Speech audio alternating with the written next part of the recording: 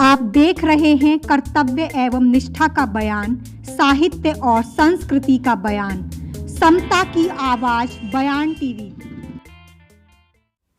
नमस्कार, मैं साक्षी गौतम और आप देख रहे हैं हिंदी बयान। अपने अधिकारों के लिए 2 अप्रैल 2018 को समूचे देश में भारत बंद के रूप में आंदोलन हुआ। समूचे देश में 14 आंदोलनकारी शहीद हुए। उनकी याद में जिला बुलंदशहर श्याना तहसील गांव सरहा में डॉक्टर बीपी अशोक के सहयोग से बहुजन क्रांति स्तूप बना। इनकी जानकारी करणवीर सिंह ताजा करते हुए कहते हैं।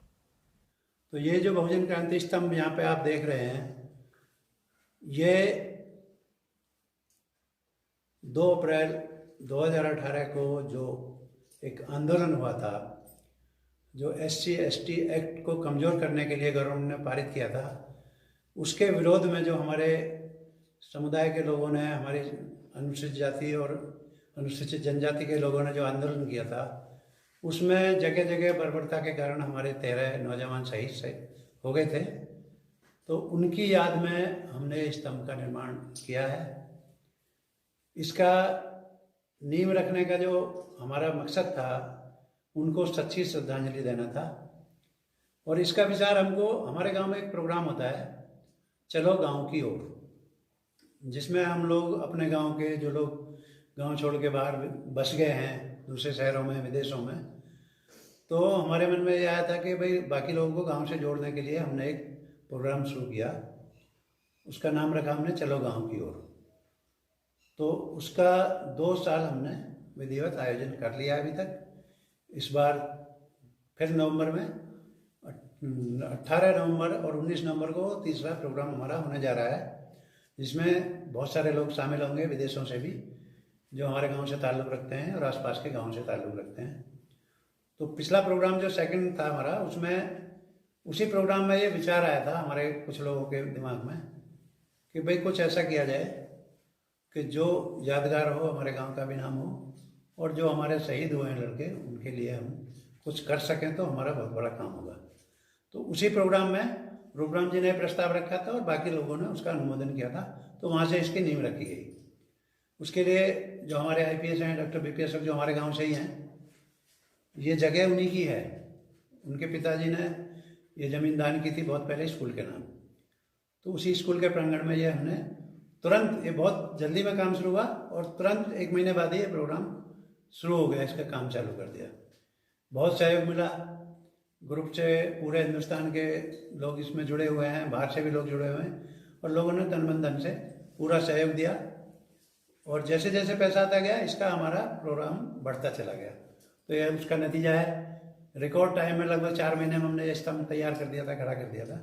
इसकी ऊंचाई कितनी है स्तंभ की? इसकी लगभग 55 फीट इसकी हाइट है, और एक बड़ा चबूतरा है नीचे। उसके बाद में स्टेप बाय स्टेप बनाते हुए, जिसके चारों तरफ आप देखेंगे, उधर चलेंगे तो देखेंगे आप, उसमें सारे जो हमारे शहीद हैं उनकी मूर्तियाँ लगी हैं, उनका विवरण लगा हुआ है। तो हमारा मकसद ये था कि इसको तैयार करके 2 अप्रैल 2022 को, इसका 2023 को इसका विधिवत उद्घाटन किया जाए। उसकी पूरी तैयारी भी थी, लेकिन वक्त आने पे प्रशासन ने सहयोग नहीं किया और इसकी हमें परमिशन नहीं दी। तो प्रोग्राम सांकेतिक रूप से हुआ। उसी टाइम इसका ऑनलाइन उद्घाटन भी हो गया। कितने एरिया में है ये लगभग 2 बीघा जमीन में ये तैयार है बनके जी। और ये सारी ज़मीन डॉक्टर देवी सिंह अशोक, जो पूर्व IPS हैं हमारे गांव के, डॉक्टर BP अशोक के पिताजी हैं, उन्होंने ये दान किया। और बाकी सबके सहयोग से इसमें जो भी पैसा है, पूरी ईमानदारी के साथ, पारदर्शिता के साथ इसका पूरा लेखा जोखा है, और वेबसाइट पर पूरा विवरण है जिन लोगों ने भी। अब यहाँ कितने कमरे हैं? अभी कमरे हैं यहाँ पे 3 कमरे हैं, लैट्रिन बाथरूम है फ्यूचर में, और इसमें एक भव्य ऑफिस बनाने की तैयारी है। कितने लोग यहाँ काम करते हैं? अभी तो ज़्यादा लोग नहीं है, समाज सेवा में यहाँ लोग रहते हैं कुछ। ये सब जो अधूरा काम है, नहीं, समाज सेवा है या पेड वर्कर है? नहीं, अभी फिलहाल कोई पेड वर्कर, जो काम किया था वो सब पेड वर्कर ने किया था। हाँ। तो अभी निर्माण कार्य अभी इस समय रुका हुआ है। तो आने वाले टाइम में जो अधूरे काम हैं, जैसे कि इसमें आगे फ्यूचर प्लानिंग हमारा कि यहाँ पे 4-5 बड़े कमरे बना के बड़े बड़े हॉल बनाए और एक हॉस्टल का रूप दिया जाए निःशुल्क छात्रों की सुविधा के लिए, और एक अच्छा ऑफिस बनाया जाए जिसमें ट्रस्ट के लिए। जब शिक्षा ही नहीं होगी तो हॉस्टल में बच्चों का क्या होगा? नहीं, हॉस्टल में वही है कि जो लोग इधर उधर पढ़ रहे हैं उनको हम लोग प्रोवाइड करेंगे, उनको प्रशिक्षण देंगे, अच्छे टीचर रखेंगे और उनको रहने खाने सबकी मुफ्त व्यवस्था करने का हमारा प्लान है। और पहले भी हमारे यहाँ पे जो हॉस्टल चल रहा है, बुद्ध विहार है हमारे बाजू में, उसमें काफ़ी सारे लोग हैं जिनकी सारी व्यवस्था हम लोग करते हैं, उनको रहने खाने पीने की निःशुल्क। यहाँ से करीब 12-13 बच्चे यहाँ से तैयारी करके सरकारी नौकरियों में जा चुके हैं। तो ये हॉस्टल की नौकरी की तैयारी की योजना है। हाँ, उसमें हम लोग ये व्यवस्था कर रहे हैं, सब लोग जो कमेटी है हमारी व्यवस्था कर रही है कि समय समय पर अच्छे लोगों के साथ, क्योंकि ट्रस्ट में बहुत सारे लोग जुड़े हुए हैं, पेशेवर लोग भी हैं, टीचर, डॉक्टर, सभी लोग हैं। तो फ्यूचर में हम लोग का प्लान यह है कि वो समय समय पर उन्हें प्रशिक्षण देने के लिए व्यवस्था कराई जाए, उनको एकेडमिक लोग बुला के। ये स्तंभ कितने फीट ऊंचा है? ये स्तंभ 55 फीट की हाइट है इसकी टोटल। संगमरमर का है या किसका है? नहीं, ये अंदर से आरसीसी वर्क है और बाहर से सब संगमरमर का पत्थर लगा हुआ है इस पर। कितना टाइम लगा इसमें? इसको लगभग 5 महीने लगे थे हमको कंप्लीट करने में। कंप्लीट करने में। अब ये उसके बाद में जो बाउंड्री वगैरह भी है, ये एक्स्ट्रा टाइम लगा।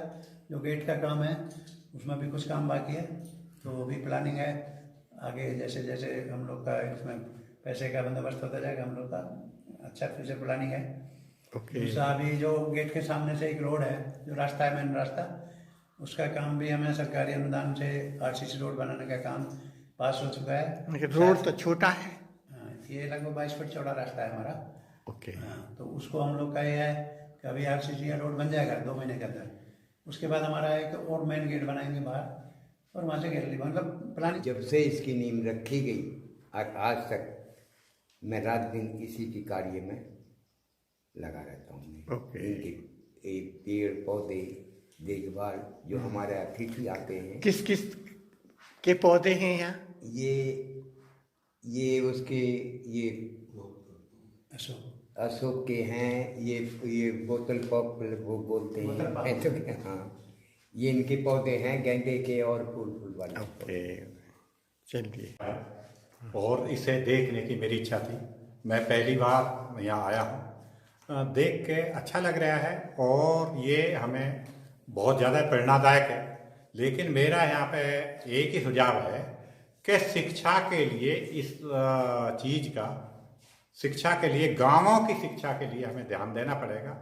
और जो हमें कटोरा भीख में देते हैं, प्राइमरी में देते हैं, उसके लिए हमें विरोध करने का भी पाठ करना चाहिए। और हमें शिक्षा चाहिए पहले, और कुछ नहीं चाहिए। शिक्षा के बेस पे ही हम आगे बढ़ सकते हैं। अगर हमारी 8वीं तक की या 5वीं तक की प्राइमरी शिक्षा ही ठीक नहीं होगी तो आगे हमें बच्चे मिलेंगे कहाँ से? मेरा यहाँ समिति से ऐसा आग्रह है कि वो शिक्षा को भी इसके साथ जोड़ें।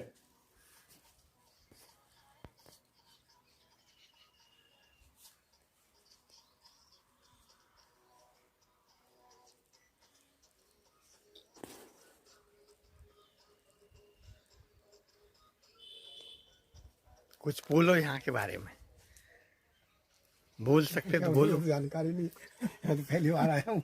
चलो, देख के बहुत अच्छा लगा। आप बताओ कहाँ हो? आप बोल निकाल के लाए। जो भी ये आप। आपकी वो है जो स्टार्टिंग में हमने कमेटी बनाई थी ना, ये जी। इसका देखिए सामने, ये लोग हमारे जन कल्याण समिति थी पहले, और बाद में अन्वेषण ट्रस्ट रजिस्टर्ड करवाया हमने। तो ये उसके सारे पदाधिकारी हैं, और अब सामने से जितने हमारे क्रांतिकारी शहीद थे, ये उनकी प्रतिमाएं लगी हुई हैं चारों तरफ से। एक